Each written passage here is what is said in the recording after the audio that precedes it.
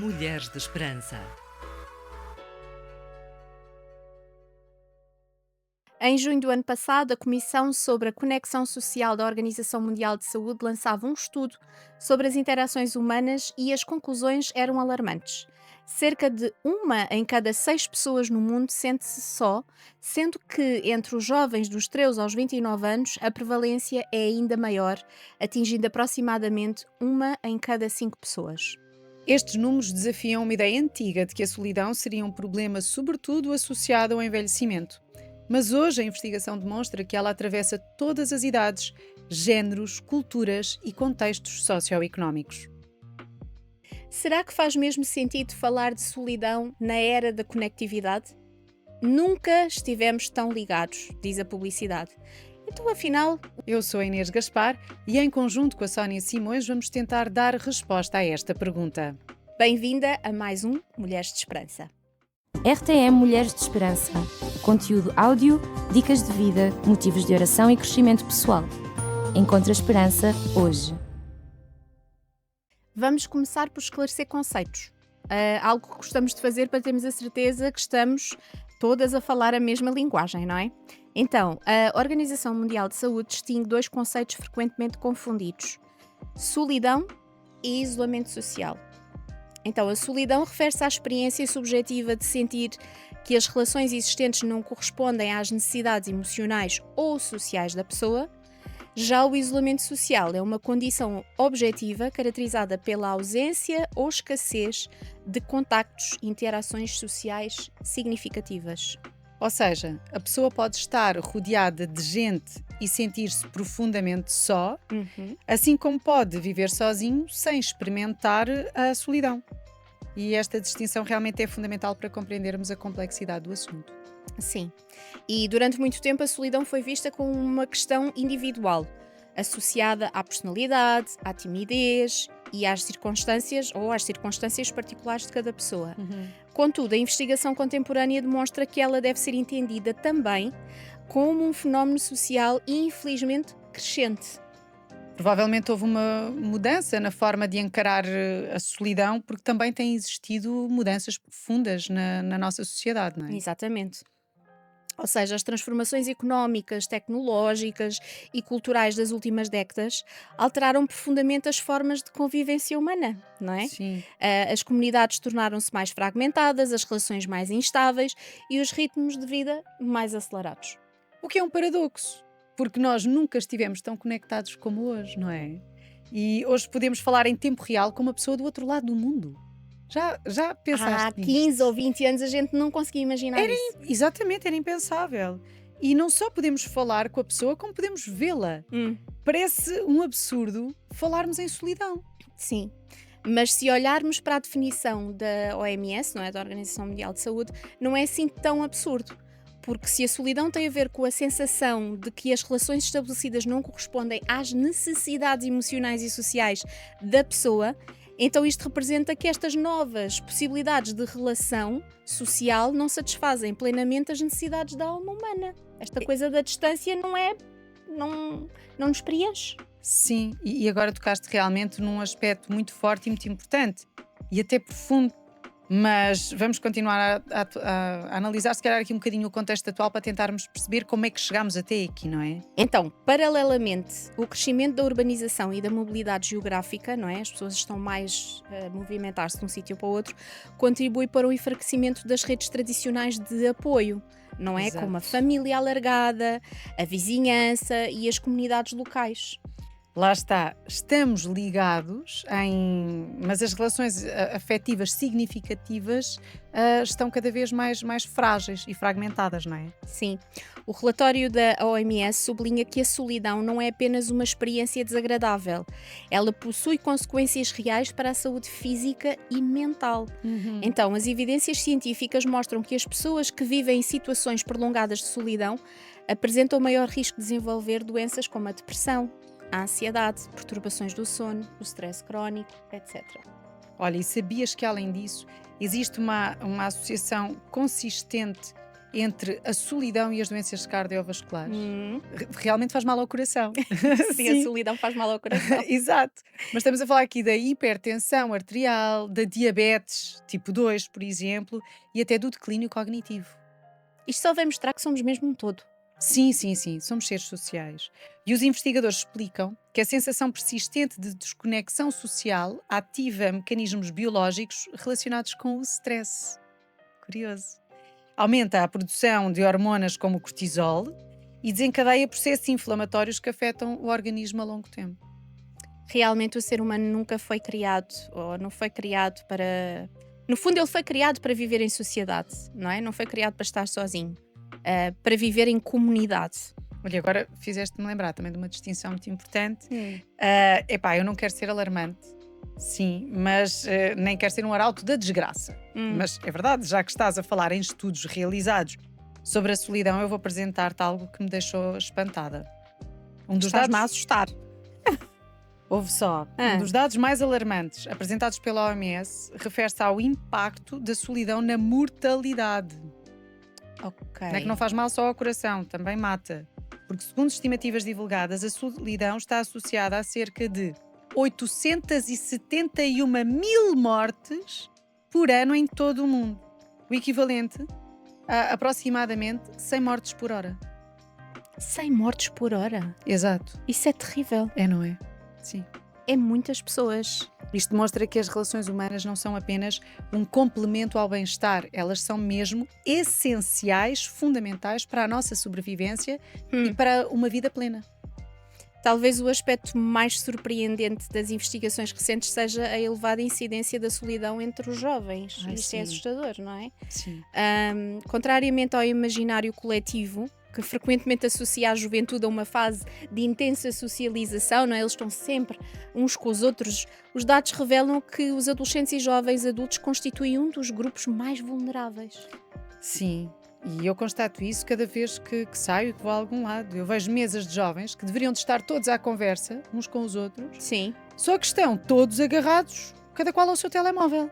Isto parece-me absurdo, mas acontece. Sim. E olha, entre 17% e 21% das pessoas com idades entre os 13 e os 29 anos relatam sentir-se sós. Como é que é possível? Nós achamos que é uma coisa só de pessoas mais velhas. Exato, Não mas é? não é. Mas a situação é particularmente preocupante entre adolescentes que apresentam algumas taxas mais elevadas de solidão identificadas nos estudos internacionais. É que a comunicação digital permite acumular contactos, seguidores, mas as interações são muito superficiais. E frequentemente isto não substitui a profundidade das relações humanas, a profundidade do presencial, da partilha das emoções. Do contacto. Sim. Estudos citados em debates recentes sobre a solidão juvenil sugerem que muitos jovens mantêm extensas redes sociais online, redes e grupos, mas sentem falta de relações caracterizadas pela intimidade, pela confiança, pela permanência. Ou seja, eles contactam com muita gente, mas não se sentem à vontade, não sentem confiança naqueles grupos, naquelas pessoas, é tudo muito superficial. É verdade, é triste. Temos também de considerar aqui o impacto da pandemia do Covid-19, Sim. não é?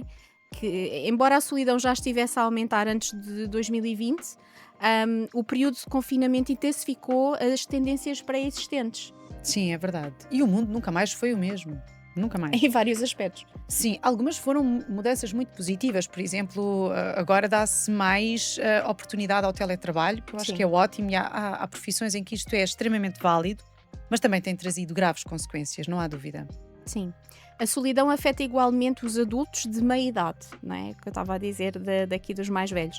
A subcarga de tarefas reduz o tempo disponível para cultivar amizades e participar em atividades comunitárias. Esta vida louca que nós temos. Esta correria, sim. Não sim, é? Verdade. E depois, entre as pessoas idosas, a solidão continua de facto a ser uma preocupação relevante. Os fatores como a viuvez, a reforma, a redução da mobilidade física, que conta muito. Já não conseguem acompanhar, não é? Exatamente. E a perda progressiva de amigos ou familiares, porque as pessoas também vão falecendo, podem contribuir para o isolamento. No entanto, muitos idosos desenvolvem também estratégias eficazes para manter relações significativas e participar ativamente na vida comunitária. E contrariam, no fundo, estes estereótipos que os apresentam como inevitavelmente sós.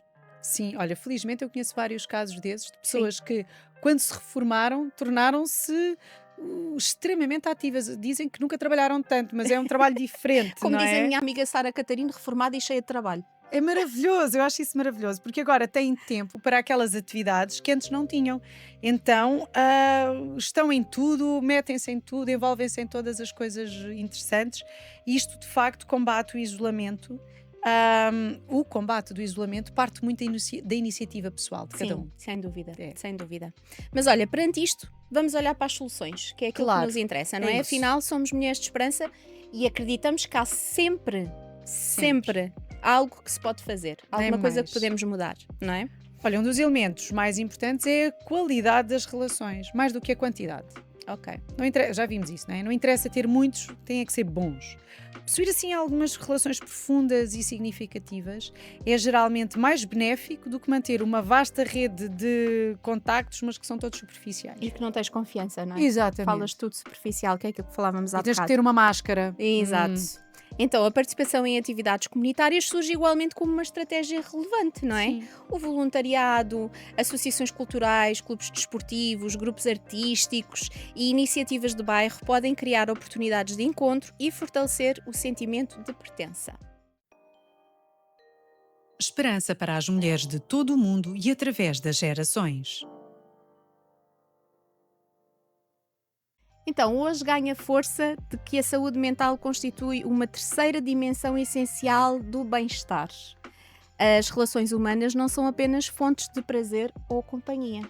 Nem mais. Elas influenciam diretamente a longevidade, como já vimos, a saúde mental e a capacidade de enfrentar adversidades ao longo da vida. E isso porque fomos desenhados assim. Está na nossa raiz. E é tão interessante ver como o nosso próprio Criador, ele também é três pessoas. Ele não é só. Ele é Deus, Pai, Deus Filho e Espírito Santo. Que interessante. Se nem Deus existe isolado, não é? Como é que nós podemos achar que viver em isolamento e solidão vai funcionar? É verdade. Não vai, não é? Não nos podemos esquecer disso, porque não nos podemos esquecer de facto da nossa origem. Quando no início de tudo Deus disse assim: não é bom que o homem esteja só. Exatamente. E esta é a primeira vez, já falámos nisto, que Deus programa declara passado, que algo não é bom na criação. A afirmação revela uma verdade fundamental da fé cristã. O ser humano foi criado para o relacionamento. Não há hipótese. Fomos concebidos para viver em comunhão com Deus e uns com os outros. Sim, e a necessidade de conexão não é um sinal de fraqueza, Exatamente. não é? Faz parte da nossa própria natureza. A Bíblia não romantiza a vida espiritual, pelo contrário, mostra que homens e mulheres de fé passaram por períodos de profunda solidão, tal como acontece connosco. Sim, por isso é que nos alerta a ter cuidado com isto. Por exemplo, olha, Elias, após uma grande vitória espiritual contra os profetas de Baal, teve uma crise emocional muito grande e foi se esconder numa caverna e queria acabar com a vida dele, não é? Achava que era o único. Sim, ele dizia, só eu fiquei. Porque ele acreditava mesmo que estava sozinho. No entanto, Deus revelou-lhe que ainda havia mais uns 7.000. Meu Deus, que drama! Não é? Sim, sim, verdade, Inês. A solidão tem frequentemente esta característica, né? Faz-nos acreditar que estamos mais isolados do que realmente estamos na verdade. Pois. Por exemplo, o rei Davi, que falámos também já há pouco tempo sobre ele, muitos dos salmos nasceram em momentos de abandono e sofrimento. Davi escreveu assim: volta-te para mim e tem compaixão de mim porque estou sozinho e aflito. E numa ocasião ele também lamenta assim: procurei alguém que tivesse compaixão de mim, mas não havia ninguém.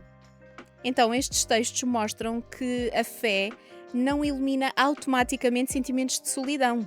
Então, pessoas profundamente ligadas a Deus podem experimentar momentos de grande vazio emocional. Está tudo bem. Sim, é importante salientarmos isto para que não haja vergonha nem culpa. Sim, Não nem é? está bom em falar sobre isto. Exatamente. Fomos feitos para viver em relação, mas há momentos da nossa vida em que nos sentimos profundamente sós. E por isso é que temos que fazer alguma coisa em relação a isso. E a parte mais bonita é que Jesus também conhece esta realidade da solidão. e deixou-nos uma poderosa promessa em relação a isso. Ele não é alheio a esta questão. Ele diz: eis que estou convosco todos os dias até ao fim dos tempos. Isto é promessa. Sim. E no fundo, Inês, a Bíblia está cheia de promessas sobre a inquestionável presença de Deus.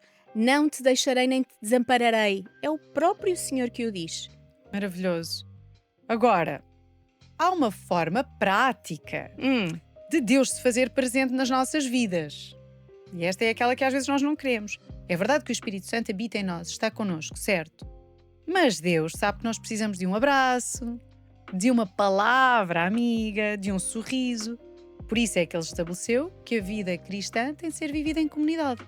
Sim, o apóstolo Paulo também utiliza uma imagem poderosa para descrever a igreja, não é? No fundo, o corpo de Cristo. Se um membro sofre, todos sofrem com ele. A comunidade cristã existe precisamente para contrariar o isolamento. Lá está. Quando funciona segundo o propósito de Deus, a igreja torna-se um lugar onde as pessoas podem encontrar acolhimento, amizade, apoio, sentido de presença, identificação. Sim. Num mundo marcado pela fragmentação social, a igreja é chamada a ser uma família espiritual. Sim, não devemos resistir a isto. Sim. Esperança para as mulheres em todo o mundo e através das gerações. Mulheres de Esperança. Cara amiga, a nossa esperança é que a partir de hoje possas dar uma oportunidade à vida em comunidade. Eu sei que às vezes é difícil sairmos do nosso casulo, mas precisamos ter coragem e arriscar nos relacionamentos com os outros. As pessoas são imperfeitas e por isso os relacionamentos também o são. Mas mesmo no meio da imperfeição humana, são a única forma de florescermos e nos tornarmos as pessoas que Deus sonhou que fôssemos. Precisamos uns dos outros. Coragem. Encontra esperança hoje.